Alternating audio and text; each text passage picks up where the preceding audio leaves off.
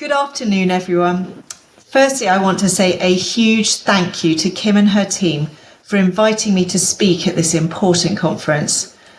I'm sorry I can't join you in person, as I'm up in Edinburgh today doing a presentation at the Scottish People's COVID Inquiry. So I've recorded this short presentation to alert you to an insidious power grab by the state, who is seeking to usurp a parent's rightful place regarding their children's healthcare decisions. So I am a former NHS doctor who now works in complementary medicine. My strong Christian faith underpins my belief in the sanctity and dignity of every human life. I have been a passionate campaigner on health and ethics for well over a decade. In October 2020, I co-founded the UK Medical Freedom Alliance to challenge unethical COVID policies. We campaign on issues relating to medical ethics. And here I am with some of the People's Vaccine Inquiry team in September 2022, delivering an open letter to the Prime Minister Liz Truss, calling for a halt to the COVID vaccine rollout to children. So the state is threatening parental authority over healthcare decisions for their children in several ways, including the increasing medicalization of schools as a setting for public health measures.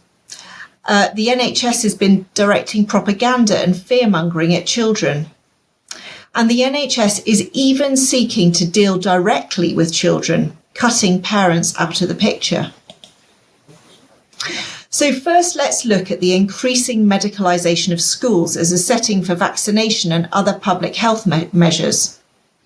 Most of us will have received one or two vaccines at school, usually given by the school nurse who knew you.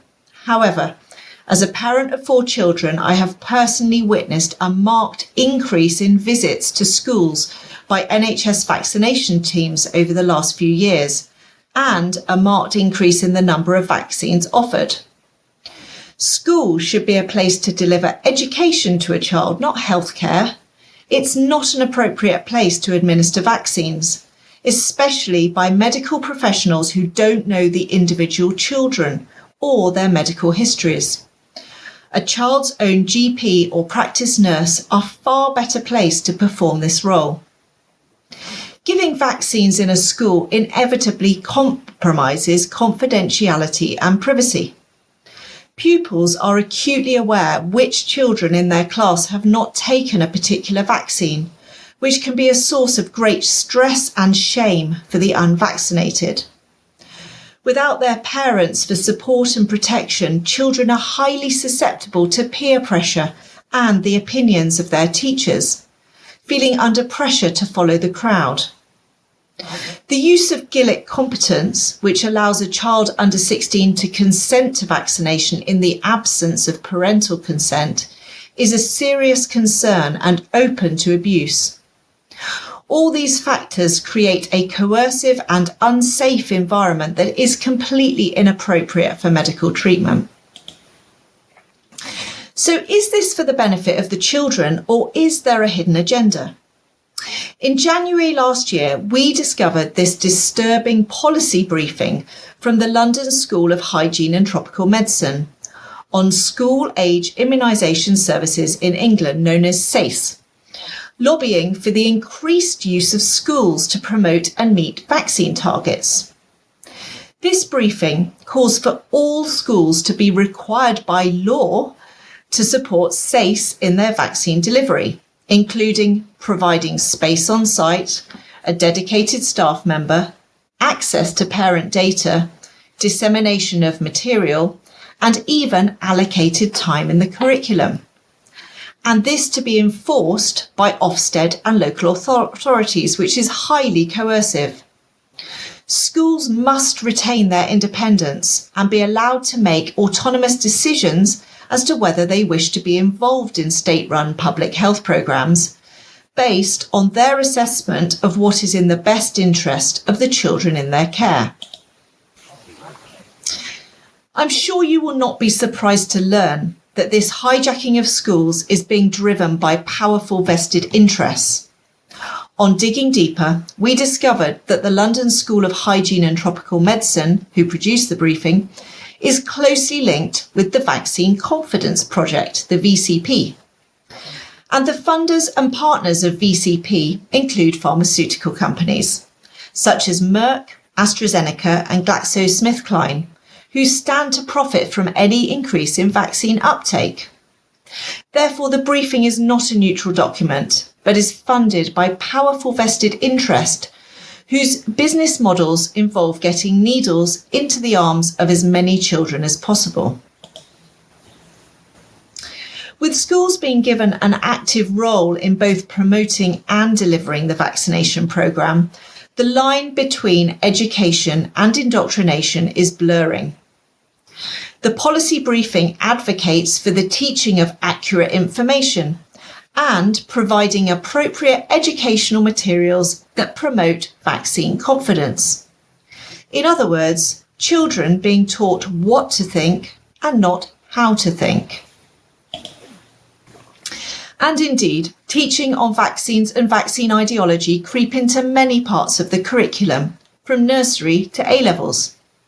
There are thousands of vaccine learning resources online for teachers and schools. I found a book on vaccines aimed at babies, a reading comprehension on the rise of the anti-vaxxers, a biology lesson task to create a leaflet for a doctor's surgery to encourage vaccination, and a biology lesson discussion on whether we are morally required to get vaccinated. Whether you are for or against vaccination, I hope you agree that this material is powerful corporate propaganda and should therefore have no place in a school. Over the last 5 years, we have witnessed the extreme power and influence of the pharmaceutical industry. Vaccinating all healthy children is a lucrative business model. With such powerful vested interests lobbying for more and more access to our children, it is surely time to draw a line and take all healthcare out of schools and back into general practice where it belongs. We have even seen incentivization and advertising of vaccines directly to children, involving the healthcare system and pharmaceutical companies working together for mutual benefit. In June 2020, the NHS ran this superhero COVID vaccine advert, directly targeting children aged 5 to 11 years. Although sent to their parents, the poster directly addressed children and was designed in the style of a children's party invitation, with cartoon superhero branding, large writing, eye-catching colours, and bright advertising slogans. For the NHS to be directly targeting young children under 12 to encourage them to take a novel medical treatment and in such a coercive way is completely abhorrent. This approach is not reserved for COVID vaccines. On the left is a flyer for a GP practice's annual Peppa Pig flu clinic, with promises of party food, soft play and other kids' activities as a fun setting to receive their flu vaccine. And in 2025, the unethical practice continues. This vaccine promotion on the right was sent to parents, offering them a £10 gift voucher in exchange for making an appointment for their child to have a flu vaccine. This is in complete violation of laws on informed consent, which outlaw coercion. And this appalling case was reported just last week. Moderna was fined the paltry sum of £44,000 by the regulator for offering teddy bears and certificates to children who enrolled in their COVID jab trial, which breached 4 clauses of the Association of British Pharmaceutical Industries Code of Practice. And finally, we come to the NHS seeking to deal directly with children, bypassing parents altogether. We were horrified to learn that the NHS is now sending letters directly to children by post. This letter was sent to a child about to turn 13, informing them that they can now make their own health decisions, including making appointments or seeing a doctor or nurse alone. If you have a quick read, I'm sure you will be as outraged as we were at the content.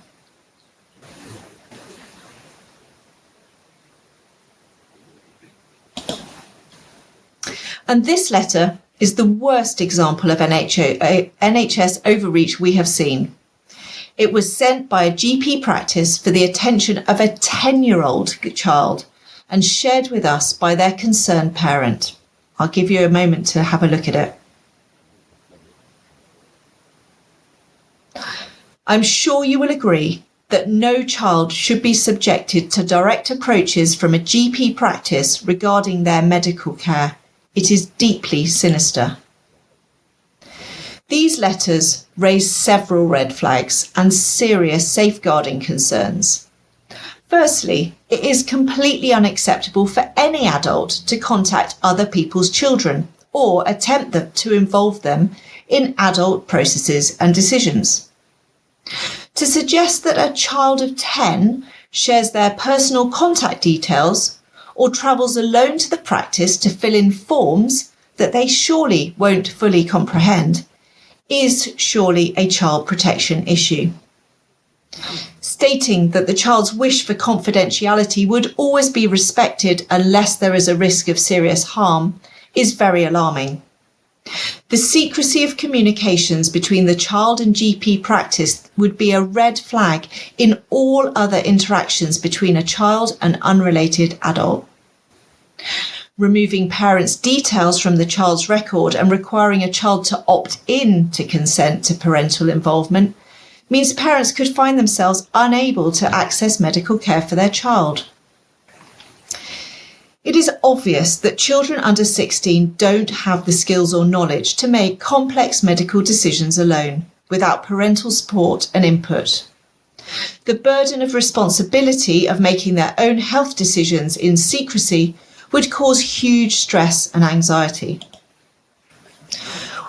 The UKMFA sent an open letter to the managing partner of Unity Health, who sent the letter to the 10-year-old in February last year. This letter is published on our website. We asked her to respond as a matter of urgency to the safeguarding concerns raised, but to date we have had no response. It is unclear whether this sort of practice is confined to a few rogue GP practices and NHS trusts, or whether it is a more established national NHS policy. But it should be a massive wake-up call to parents. It is abundantly clear that our children are being targeted in a predatory way and need our protection. This constitutes a direct attack by the state through the NHS on the family, threatening the right of parents to make healthcare decisions for their own children. The UK Medical Freedom Alliance advocate for the implementation of the following guidelines. Firstly, medical discussions, decisions and interventions for children should only happen in the privacy of a consultation with their own GP or practice nurse. And secondly, that child should always be accompanied by a parent. The healthcare professional should discuss risks and benefits in an open and non-coercive way, and the decision made by parents should be accepted and respected. We have a moral and ethical duty as a society to protect children from harm and exploitation. Parents must stand firm and protect their children from the nanny state and big pharma interests. Thank you for listening, and please do visit our website to explore our work and campaigns. And we are always grateful for donations, however small, which help us to continue to fight for you and your children's right to informed consent and medical choice. Thank you.